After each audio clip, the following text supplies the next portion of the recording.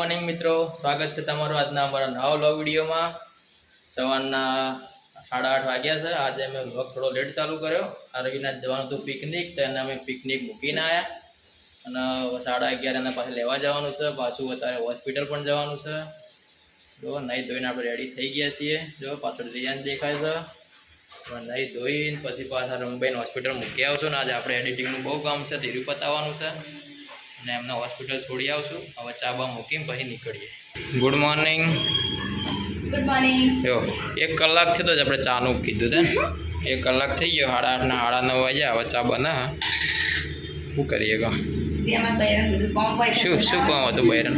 નાવાનું ધોવાનું, કચરા પોતું, વાહણ સફાઈ બધી કરવી ના પડે ઘરની? અથવા તો હાર ચા પીએ તો મૂડ આવે, એમને શું મૂડ આવે? વાતાવરણ જો ચાનું વાતાવરણ।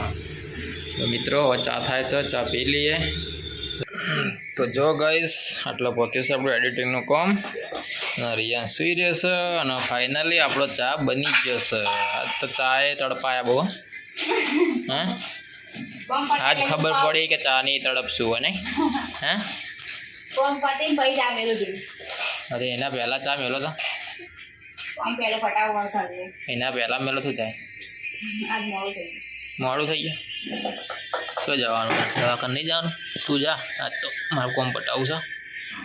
હા જો ગાઈસ આપણે ચા થઈ ગયા છે રેડી। હવે ફટાફટ આપણે ચા અને પાર્લે ખાઈ લઈએ। આજ તો નાસ્તામાં પાર્લે છે, આજ તો કોઈ બનાવીએ નહીં, શું કરવાનું? મોડું થઈ ગયું, ઉઠ્યા તો વહેલા અને મોડું થઈ ગયું।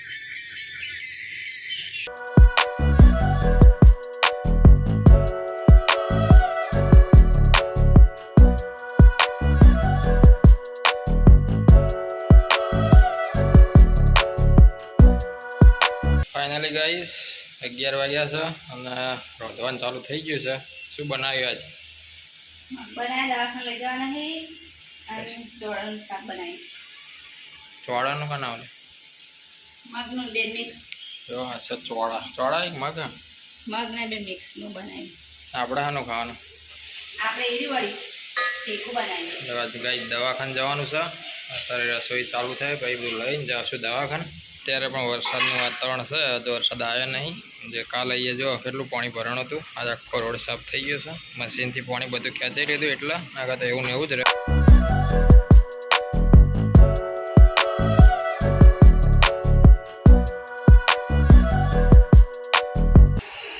ફાઇનલી મિત્રો આપણે ટિફિને હોસ્પિટલ પહોંચી ગયા છીએ।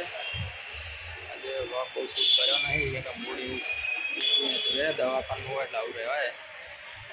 રિપોર્ટ કરાવ્યો, સીટી સ્કેન કરાવ્યો, રિપોર્ટ આવ્યો નહીં।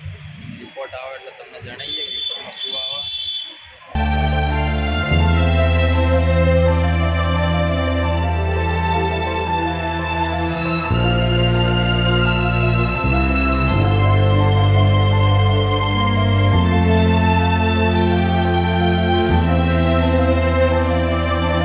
રાતના 9 વાગી ગયા।